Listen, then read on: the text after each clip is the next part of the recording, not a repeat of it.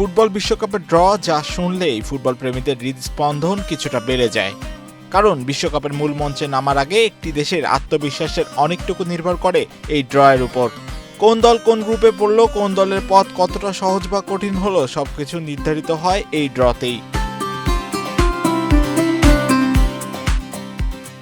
আগামী বছরের 11 জুন শুরু হবে football মহাযজ্ঞ।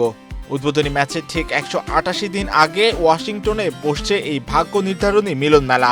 Gold's Gym across 30 plus countries with over 700 plus locations worldwide. Train anywhere, belong everywhere.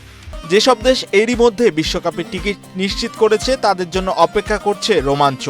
আবার যেসব ফুটবল প্রেমী এরই মধ্যে লটারিতে টিকিট কিনে ফেলেছেন তারাও জানতে পারবেন কোন মাঠে কোন খেলা দেখার সৌভাগ্য বা দুর্ভাগ্য তাদের হবে।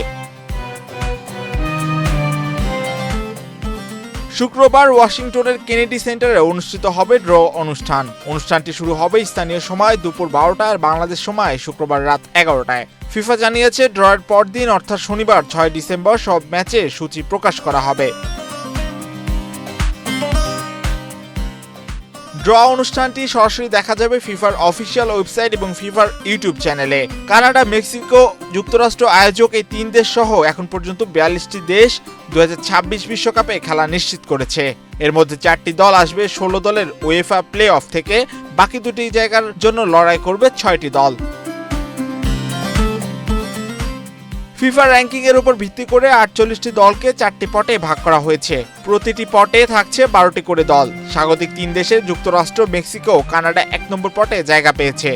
4 নম্বর পটে থাকছে প্লে অফ বিজয়ী 6টি দল, যদিও র্যাঙ্কিংয়ে তাদের কেউ কেউ হয়তো 3 নম্বর পটের অনেক দলের চেয়ে এগিয়ে।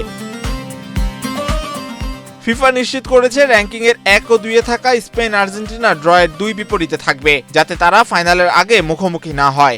একই ব্যবস্থা রাখা হয়েছে 3য় ও 4র্থ স্থানে থাকা ফ্রান্স এবং ইংল্যান্ডের জন্য।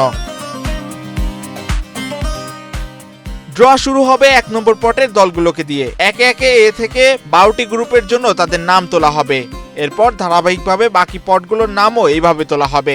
নিয়মগুলো হলো ইউরোপ ছাড়া একই মহাদেশের 2টি দল একই গ্রুপে থাকতে পারবে না। ইউরোপের ক্ষেত্রে সর্বোচ্চ 2টি দল এক গ্রুপে থাকতে পারবে। এছাড়া আগে থেকে ঠিক রাখা হয়েছে স্বাগতিক মেক্সিকো এ, কানাডা বি ও যুক্তরাষ্ট্র ডি গ্রুপে খেলবে। ড্রয়ের দিনই ফিফা সভাপতি জিয়ান্নি ইনফান্তিনো প্রথমবারের মতো চালু হওয়া ফিফা শান্তি পুরস্কার বিজয়ের নাম ঘোষণা করবেন। কে এই পুরস্কার পাচ্ছেন তা এখনো জানা যায়নি, তবে দ্য অ্যাথলেটিক আভাস দিয়েছে যে যুক্তরাষ্ট্রের প্রেসিডেন্ট ডোনাল্ড ট্রাম্প পেতে পারেন এই পুরস্কারটি। এম মাহিউজ্জামান, বাংলাদেশ প্রতিদিন।